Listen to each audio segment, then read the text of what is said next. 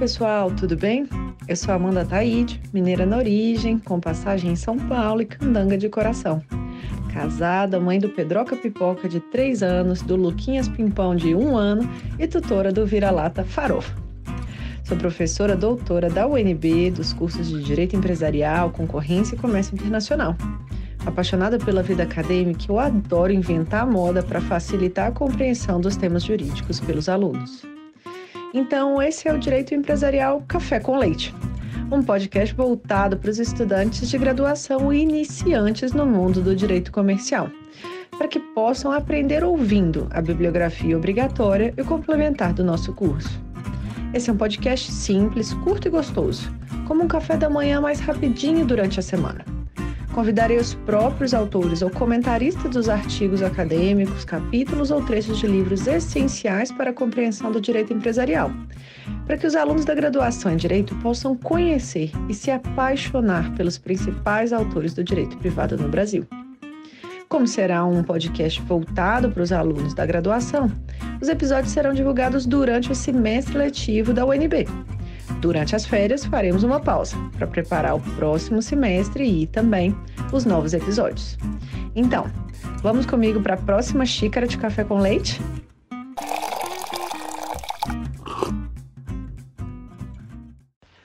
A nossa xícara de café com leite de Direito Empresarial de hoje vai tratar de um artigo do professor Calixto Salomão, intitulado A Teoria da Desconsideração da Personalidade Jurídica, que foi publicado no livro O Novo Direito Societário, da editora Malheiros, que já está na 5ª edição. E para isso a gente vai ter a alegria de contar com a participação da Amanda Barelli. A Amanda é mestre em Direito pela USP, LLM na University of Pennsylvania e advogada atuante na área de Direito Concorrencial. A dissertação da Amanda tratou especificamente da desconsideração da personalidade jurídica no âmbito concorrencial. Amanda, muito obrigada por ter aceitado o convite para participar do nosso podcast, por apresentar aqui de modo simples, curto e gostoso esse tema da desconsideração da personalidade jurídica no Brasil.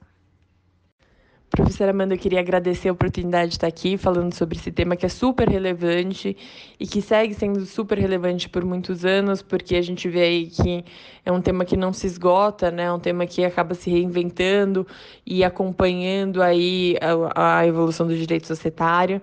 É um prazer estar falando com você aqui e ter a oportunidade de participar dessa iniciativa que é tão legal, não só para os alunos, mas para a comunidade acadêmica de uma forma geral. Muito obrigada. Então, para a gente começar, Amanda, quem é o professor Calixto Salomão e qual a relevância dele para o direito comercial brasileiro? Bom, professora Amanda, primeiro eu gostaria de agradecer o convite. É um prazer aqui estar debatendo esse tema, que foi que eu estudei bastante durante minha dissertação de mestrado.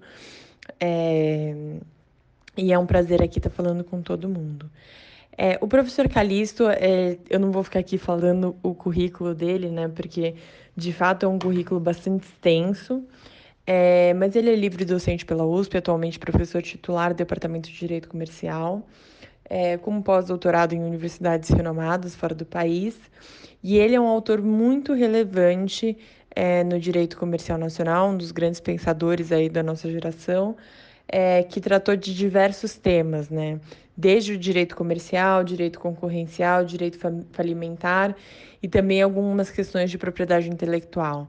Então, é um grande pensador da nossa época e esse texto sobre desconsideração da personalidade jurídica tem uma abordagem bastante interessante. Passada aí essa apresentação, então, como que você resumiria esse artigo do professor Calixto que escreveu já muito, né, no direito societário, no direito comercial, na parte de direito antitruste, como que você poderia resumir esse artigo, então, do professor Calixto, para que os alunos da graduação em Direito possam entender os principais argumentos do autor? Bom, esse artigo, ele se inicia, né, traçando um pouco das teorias lá atrás. Ele é bastante breve, né, no sentido de não trazer ali todas as teorias relacionadas à desconsideração da personalidade jurídica, que fora do país remontam bem do início do século XIX. Ele traz assim um panorama geral do que foi lá fora, das principais teorias, né, e como o Rolf Serig consolidou, né, e sistematizou tudo isso, trazendo ali duas teorias mais relevantes, que é a teoria unitarista e a teoria do centro de imputação. Para, num segundo momento, ele trazer outros dois exemplos de desconsideração que são um pouquinho menos comuns, que é a desconsideração inversa e a desconsideração em benefício do sócio.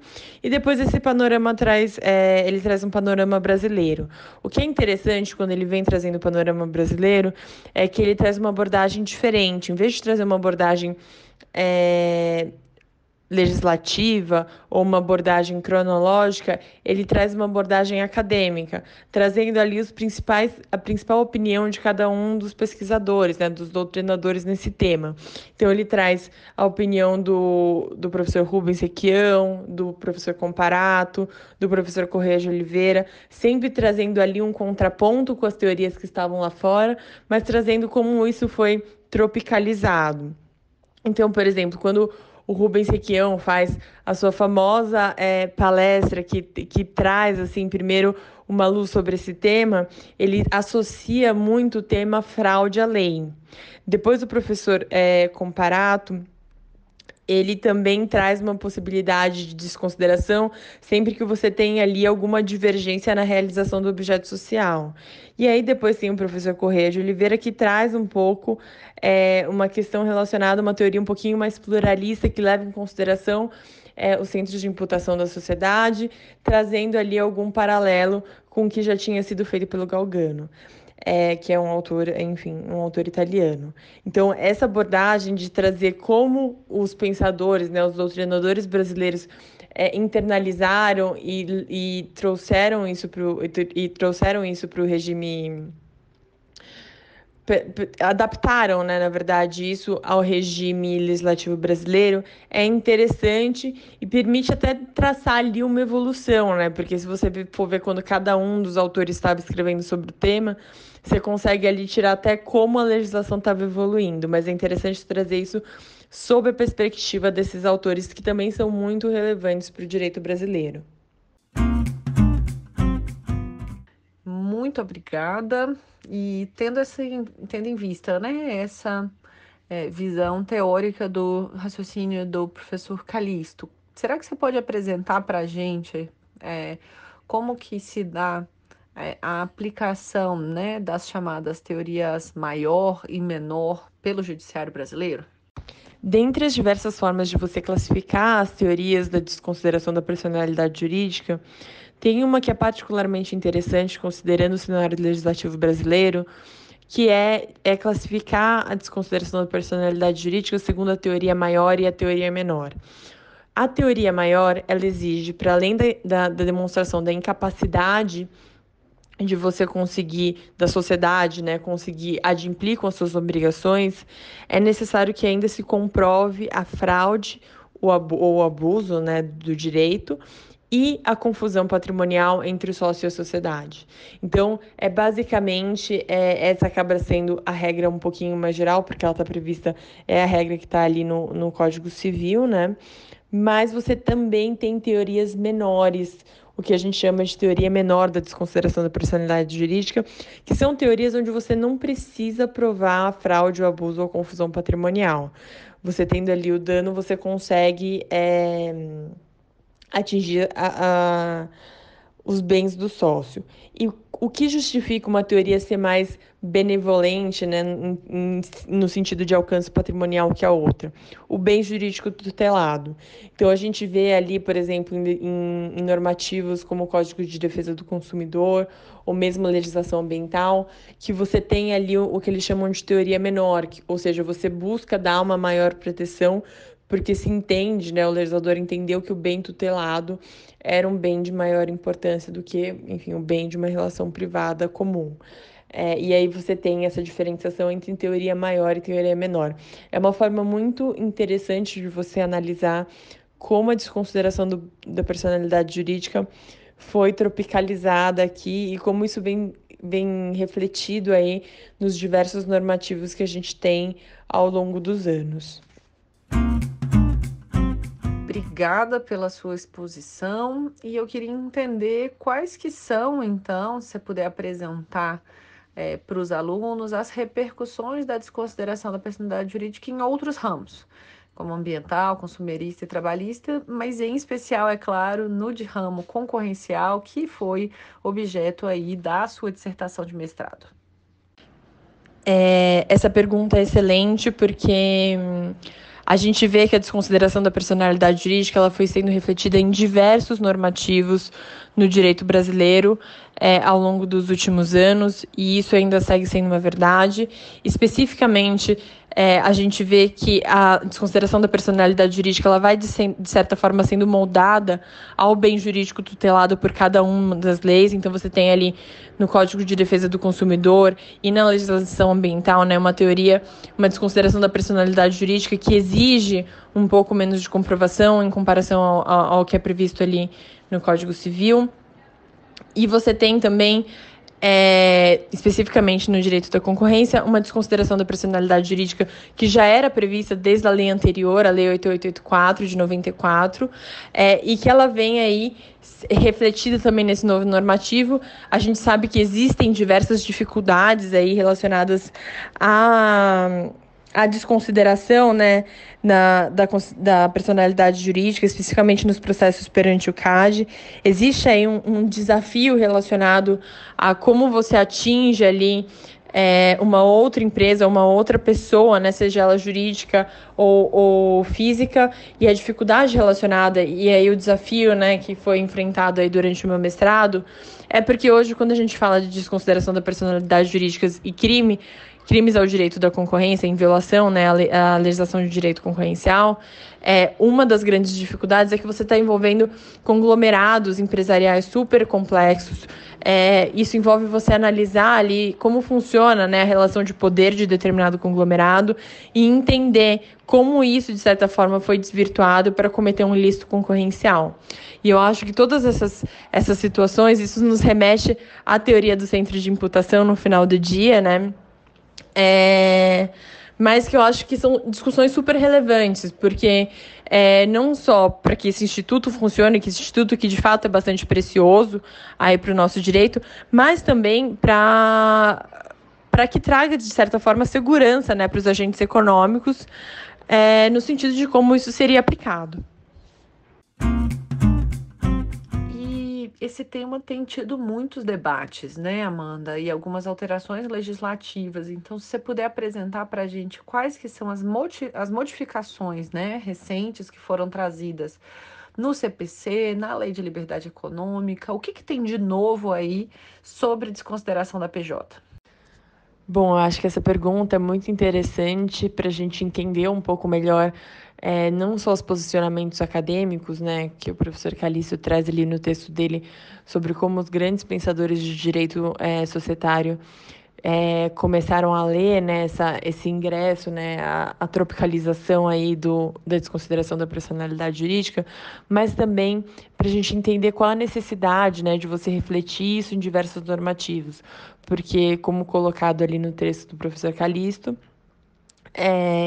existe uma necessidade, principalmente do judiciário, de se amparar em previsões legais para desconsiderar a personalidade jurídica, e até por isso isso vem sendo incluído, né, em diversas leis das mais diversas áreas. Então, o que a gente pode ter ali é que em 1966 a desconsideração da personalidade jurídica ainda não era codificada, já existia essa discussão, porque o professor Rubens Requião já tinha dado a palestra dele, então todo mundo sabia da necessidade, né, enfim, que existisse esse instrumento, né, jurídico aí que poderia ser utilizado, e o que se tinha era que isso seria parado basicamente pelo artigo 5º da Lei de Introdução ao Código Civil.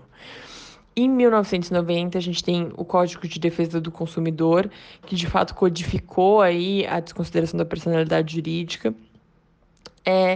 Em 1994, a gente tem isso codificado na antiga Lei de Defesa da Concorrência, a 8.884 de 94. Em 1998, a gente tem a inclusão na Lei Ambiental.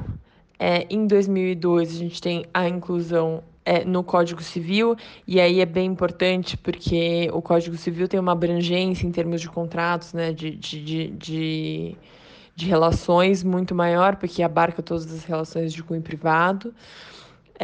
Em 2013, a gente teve a inclusão na Lei de Responsabilidade Administrativa. Em 2015, a gente tem ali um incidente de desconsideração da personalidade jurídica e também isso foi incluído posteriormente na Lei de Liberdade Econômica. E eu acho que esses dois últimos normativos vale dedicar um pouquinho mais de tempo, porque, enfim, a Lei de Liberdade Econômica, ela trouxe um elemento bastante importante, que é a necessidade de você precisar ali, né, exigir uma prova específica do abuso da personalidade jurídica, ao passo que o incidente de desconsideração da personalidade jurídica, incluído no Código de Processo Civil, trouxe um aspecto muito relevante relacionado a como, né, o método de você conseguir desconsiderar uma pessoa jurídica. Há um tempo atrás, uma das grandes questões aí relacionadas à desconsideração da personalidade jurídica era justamente uma questão processual, que era você não ter a possibilidade de se manifestar, de se defender, né? Você tinha ali um pleito de cerceamento de defesa relacionado a você não conseguir se defender antes que a personalidade jurídica fosse de fato desconsiderada. Agora se criou todo um processo que corre em paralelo ao processo original, ao processo, né? O processo onde a responsabilização está sendo de fato discutida, que permite a desconsideração em algumas circunstâncias.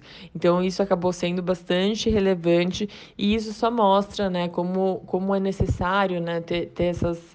É, como acabou sendo necessário aí para os diversos segmentos do direito ter uma normatização, ter isso previsto expressamente nas normas jurídicas. Especificamente em relação ao direito concorrencial, que foi o tema do meu mestrado, ainda há bastante discussão, principalmente porque há questões relacionadas à delimitação de grupo econômico e que às vezes as coisas se tornam um pouco mais complexas quando você está desconsiderando o que seria o abuso, você tem estruturas, né? Você tem grandes conglomerados onde fica mais difícil ali você delimitar essas situações de fraude e abuso, porque você conta com estruturas jurídicas bastante complexas. E esse, basicamente, foi o tema da minha dissertação de mestrado, que era entender e conferir, né, maior segurança jurídica para essas hipóteses de desconsideração da personalidade jurídica em processos de natureza concorrencial.